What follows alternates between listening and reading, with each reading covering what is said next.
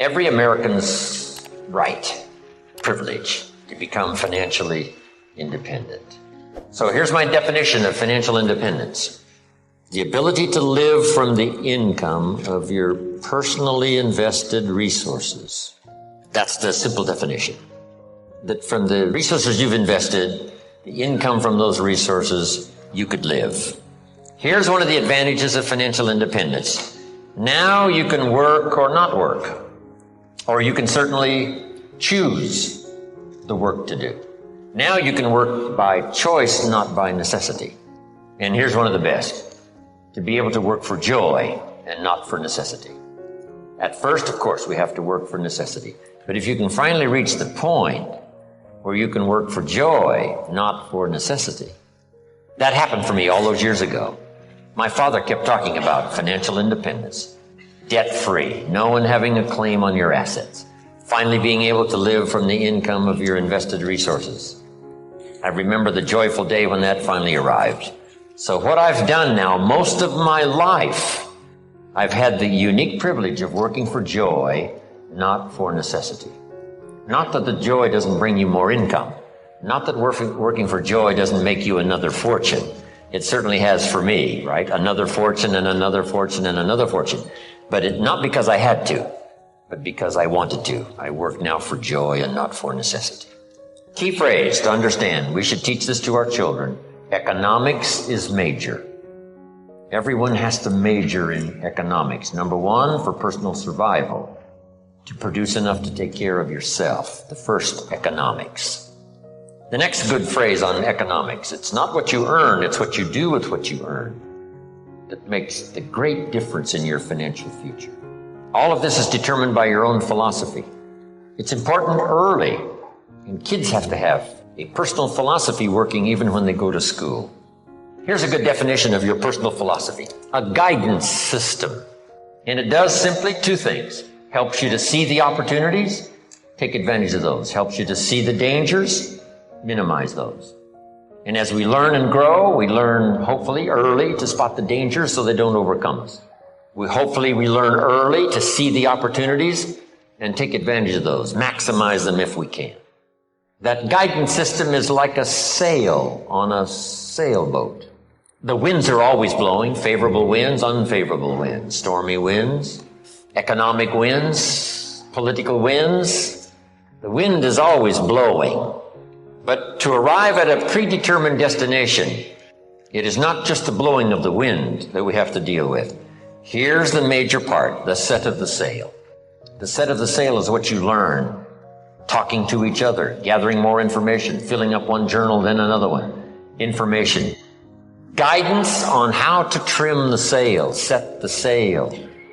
The Sunday morning sermon, the lyrics of a song, the dialogue of the movie.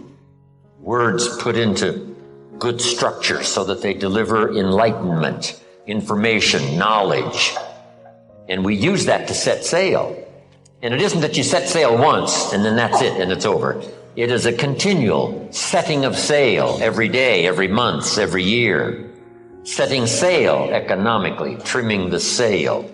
For your good health, you just have to set sail toward the destination you wish to reach, having good health.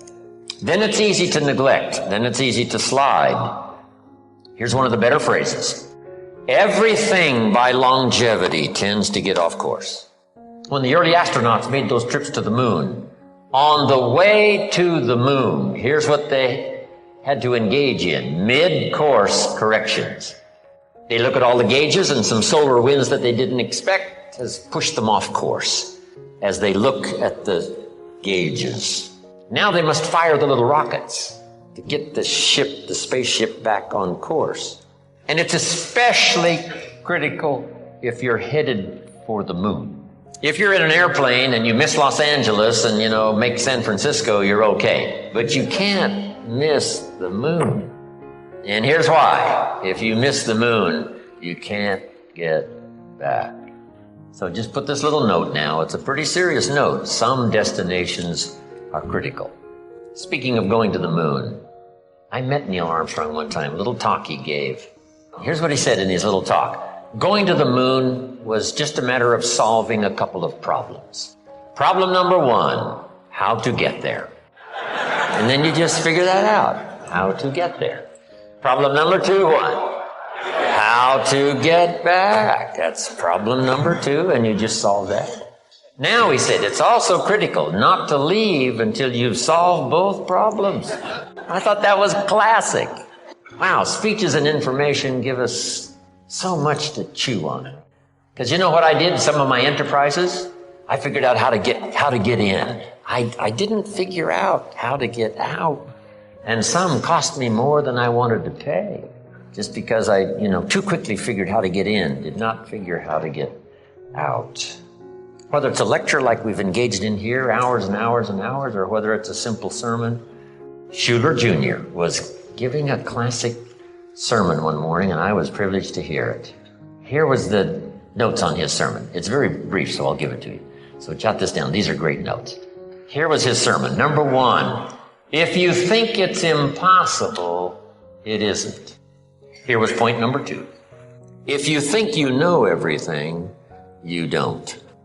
Point number three, if you think you're alone, you're not. Isn't that a classic? That's a classic sermon. Your philosophy, whether it's your philosophy about economics or your philosophy about marriage or your guidance system about good health, it's easy to get off track. So by longevity, we start, and sure enough, it drifts off course. And that's what sermons are for. And that's what the lyrics of the songs are for in personal conversation, is to get us what? Back on track. And hopefully we're not too far off track so that it doesn't take too long to get back on track. So maybe that's all you needed this weekend. You're doing pretty good, but in a few things you've drifted a little to the right, or you've drifted a little to the left, or just by, a casual approach to some things instead of the serious approach, you're a little bit off track. And it doesn't take that long, if it hasn't gone on too long, to get back on track. But even if it's been a long time, you can start the process overnight. You can start the process decision-making this weekend. Could be some of the most important of your life and your future. Now, your philosophy about money. What about money? What about success? It's a good debate. I've got a good question. It's not necessarily a high moral question, but it's a pretty good question. If you could do better, should you? That's not a bad question. Now, all of us have personal choice, but this is a good question, and a lot of my stuff is up for debate. I don't even claim to be right. If you take all these notes and throw them away and go listen to somebody else, I'll be just as happy. Because, it doesn't matter. As long as you finally, get the ideas that make a difference for you and add to the wealth and the structure of your own life systems. That's what's important. Not that I deliver the message that's all important. But piece by piece and speaker by speaker and teacher by teacher and phrase by phrase and book by book, we pick up the information that helps us to fine-tune our life and our future. But this is a good one for your own debate. If you could do better, should you? When I meet Mr. Schoaf, I'm not in good shape. Here's where I was when I met him. Pennies in my pocket and nothing in the bank. Because the story of the Girl Scout with the cookies had just occurred in my life. And now I meet this man. Here's what he said. Now to get started in a whole new direction, here's what you need to do. You need to develop a financial statement. And a financial statement is very simple. It's a piece of paper with a line down the middle. On this side is the value of all your assets. And over here is all of your liabilities. Here's what you've got in terms of worth, and here's what you owe. And then when you add up all of the value of your assets and you add up all that you owe, called liabilities, we come up with what we call now, finally, when you subtract one from the other, your current net worth. Here's a good place to start. Key phrase, take a picture of where you are. And here's what it's called, the truth. I got to take a picture of where I am. I got to know how good it is, or I got to know what? I got to know how bad it is. I got to know how much I'm on the upside, or how deep a hole am I really in. So this is what I started. It was a simple little program of coming up with my current net worth. My liabilities, that was easy. I owed my parents. I owed. I made the third borrowing on my car, and he was threatening to come and get it, drag it down the road, rear end up in front of my neighbors. So I had plenty of liabilities.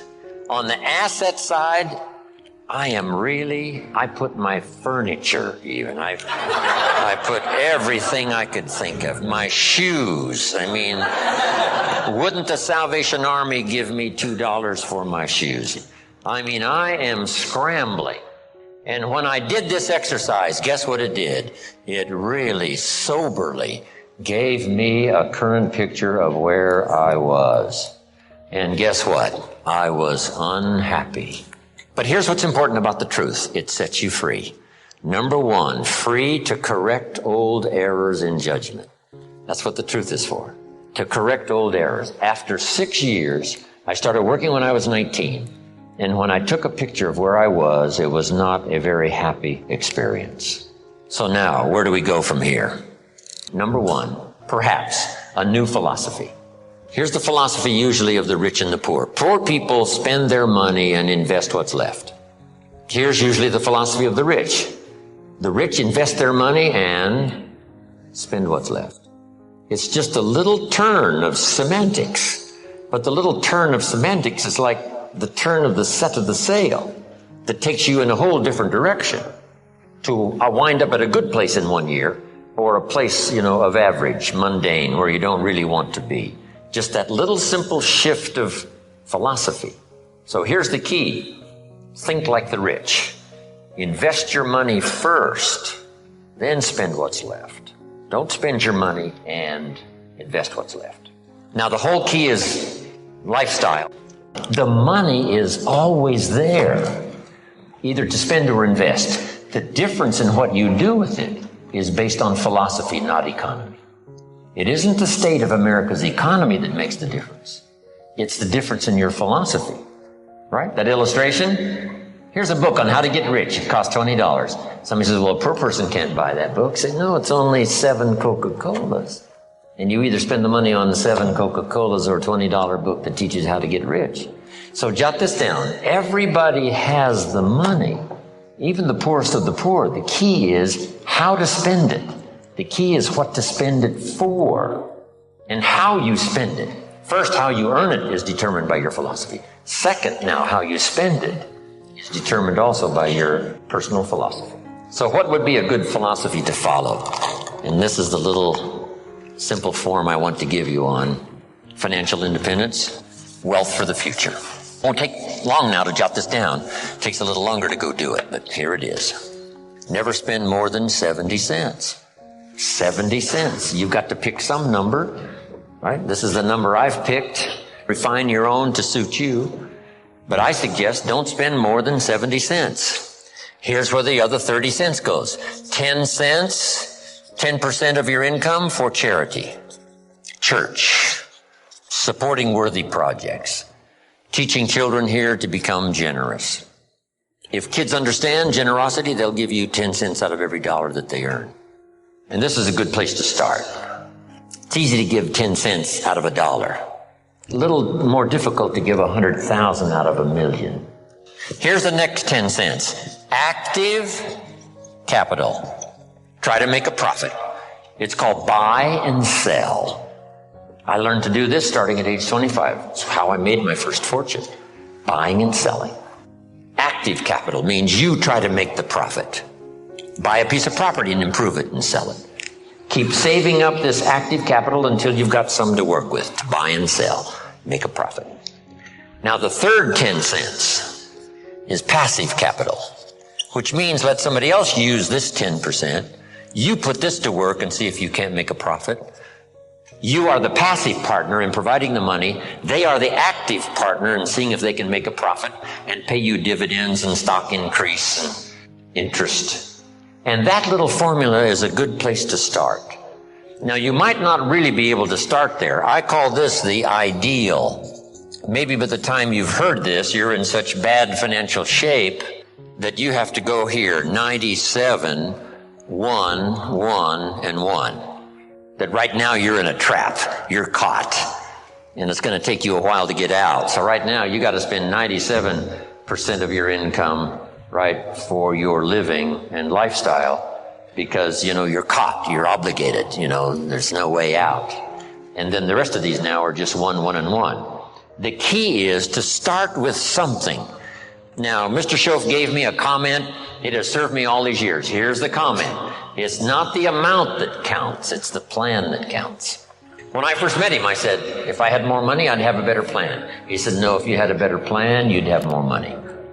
So if you have to, you start with 97, 1, 1, and 1. Then what do? Now comes the project right away of trying to get this 97 figure to go down and these other 3 numbers to start going up. This now becomes an exciting game to play. This is one of the great motivating factors in the world, is to start something and make progress.